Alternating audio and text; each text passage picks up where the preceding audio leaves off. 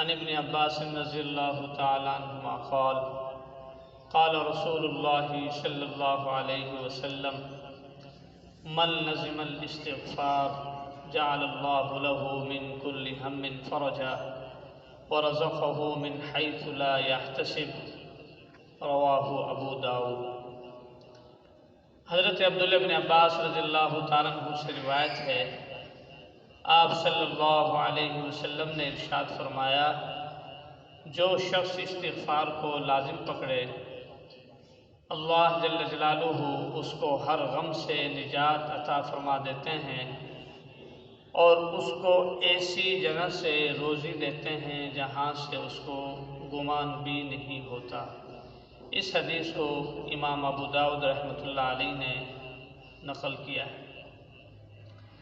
اس حدیث پاک کے اندر آپ صلی اللہ علیہ وسلم نے استغفار کی فضیلت کو بیان فرمایا۔ استغفار کا لغوی معنی کیا ہے؟ استغفار یہ باب استفعال سے مصدر ہے، ثلاثی مزید فی سے، اور اس کا مادہ ہے غفرہ۔ اور استغفار کہا جاتا ہے کہ جب بندے سے کوئی گناہ سرزد ہو جائے تو بندے کو شرمساری ہو، ندامت ہو، اور یہ خیال کریں کہ میں اللہ کی نعمتیں استعمال کر رہا ہوں اور پھر میں اللہ کی نافرمانی کروں، اس کے دل کے اندر یہ ندامت اور شرمندگی ہو اور پھر اللہ کے سامنے جھک جائے اور اللہ سے اپنے گناہوں کی معافی مانگے، اس کو استغفار کہا جاتا ہے۔ اس حدیث پاک کے اندر آپ صلی اللہ علیہ وسلم نے گناہوں سے معافی مانگنے کے دو انعام بیان کیے۔ پہلا انعام تو یہ ہے کہ جو بندہ استغفار کثرت کے ساتھ پڑھتا ہے اللہ تبارک و تعالی اس کو ہر غم سے نجات عطا فرما دیتے ہیں۔ مثال کے طور پر ایک آدمی کو مال و دولت کی تنگی ہے، وہ آدمی استغفار کی کثرت شروع کر دے، اللہ تبارک و تعالی استغفار کی برکت سے اس کے مال و دولت کی تنگی کو ختم فرما دیں گے اور مال و دولت کی فراوانی عطا کر دیں گے۔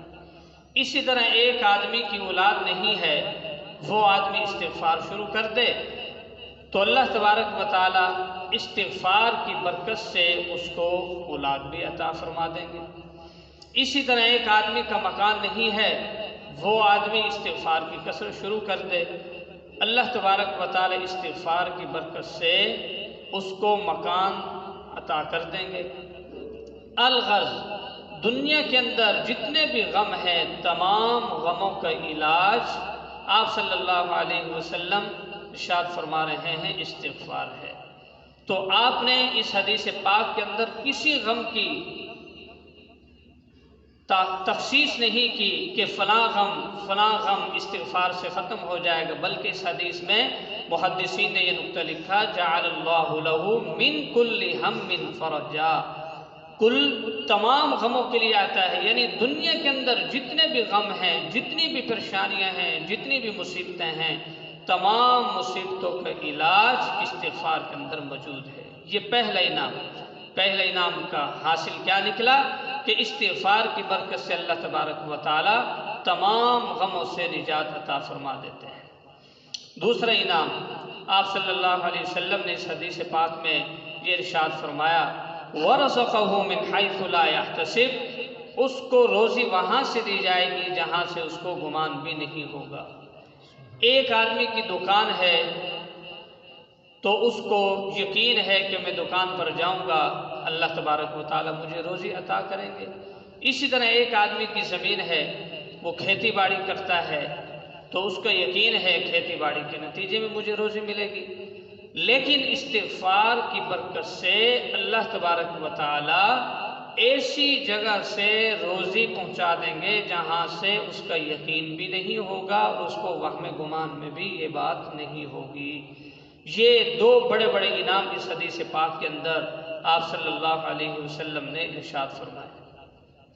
ایک اور حدیث میں آپ صلی اللہ علیہ وسلم کا ارشاد ہے یا ایھا الناس توبوا الی اللہ فانی اتوب الیہ فی اليوم 100 مرہ، اے لوگو تم اللہ سے اپنے گناہوں کی معافی مانگو، توبہ کرو، میں دن میں 100 مرتبہ توبہ کرتا ہوں۔ ایک اور روایت میں آپ صلی اللہ علیہ وسلم نے ارشاد فرمایا، کیا میں تم کو تمہاری بیماری نہ بتلاؤں؟ صحابہ نے کہا ضرور بتائیں۔ آپ صلی اللہ علیہ وسلم نے ارشاد فرمایا، تمہاری بیماری گناہ ہے، گناہ۔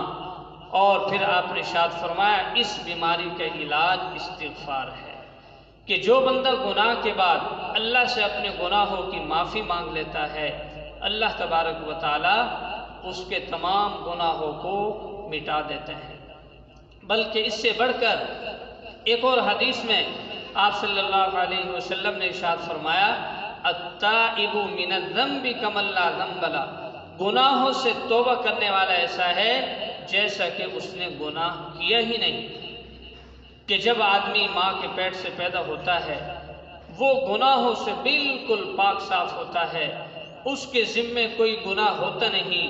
بالفرض آدمی بڑا ہو جائے، بالغ ہو جائے، بالغ ہونے کے بعد وہ نافرمانی میں زندگی گزارنا شروع کر دے، شراب پی لے، چوری کرے، نمازیں قضا کرنا شروع کر دے، پھر اس کو کوئی آدمی یاد دلائے، بھائی توبہ کرو، توبہ سے یہ گناہ معاف ہو جائیں گے، وہ آدمی شراب پینا چھوڑ دے، چوری کرنا چھوڑ دے، نمازیں پڑھنا شروع کر دے اور قضا نمازوں کو پڑھنا شروع کر دے، اللہ تبارک و تعالیٰ توبہ اور استغفار کی برکت سے اس کے تمام گناہوں کو مٹا دیں گے۔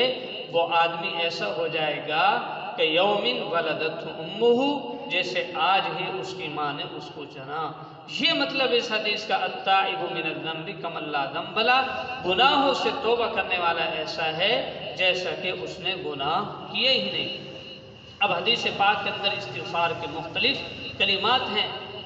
ایک حدیث پاک کے اندر یہ بھی کلمات آئے ہیں، استغفر اللہ ربی من کل ذنب واتوب الیہ، میں اللہ سے اپنے گناہوں کی معافی مانگتا ہوں، من کل ذنب، تمام گناہوں، اور میں اسے اللہ کی طرف رجوع کرنے والا ہوں۔ اور ایک روایت میں استغفار کے دوسرے الفاظ آئے ہیں، استغفر اللہ الذی لا الہ الا هو الحی القیوم واتوب الیہ، میں اس اللہ سے اپنے گناہوں کی معافی مانگتا ہوں کہ جس کے سوا کوئی معبود نہیں، وہ ہمیشہ سے ہے اور تمام کائنات کو سنبھالے ہوئے ہے، میں اس کی طرف توبہ کرتا ہوں۔ یہ بھی کلمات ہیں حدیث پاک کے اندر۔ تو آدمی کم از کم صبح اور شام 100 دفعہ یہ استغفار کے کلمات پڑھے۔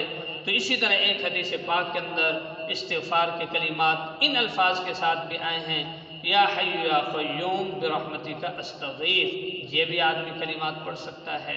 اس کے اندر بھی گناہوں سے معافی ہے اور آدمی مدد طلب کر رہا ہے، اللہ میں کمزور ہوں، میں گناہوں سے بچ نہیں سکتا، معاشرے کے اندر ہر طرف برائیاں ہی برائیاں ہیں، یا اللہ میں آپ سے مدد طلب کر رہا ہوں، آپ مجھے گناہوں سے بچنے کی توفیق اور مدد عطا فرمائیے۔ تو الغرض بہت سے کلمات ہیں، تو آپ جن کلمات کے ساتھ بھی توبہ کریں گے، استغفار پڑھیں گے، تو اللہ تبارک و تعالیٰ آپ کو تمام گناہوں سے نجات عطا فرما دے دیں گے۔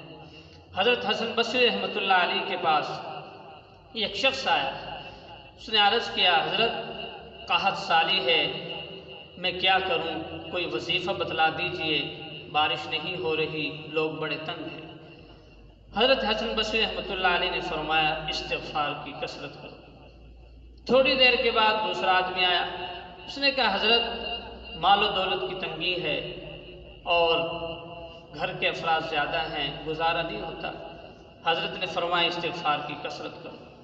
تھوڑی دیر کے بعد تیسرا آدمی آیا، اس نے کہا، حضرت اولاد نہیں ہو رہی، کافی دن ہو گئے، تو آپ مجھے کوئی وظیفہ بتا دیجئے۔ حضرت نے فرمایا، استغفار کی کثرت کرو۔ تو جب وہ تینوں آدمی چلے گئے تو ساتھ میں ایک آدمی بیٹھا ہوا تھا، اس نے کہا، حضرت کیا بات ہے، 3 آدمی آئے، آپ نے تینوں کو ایک ہی وظیفہ بتایا؟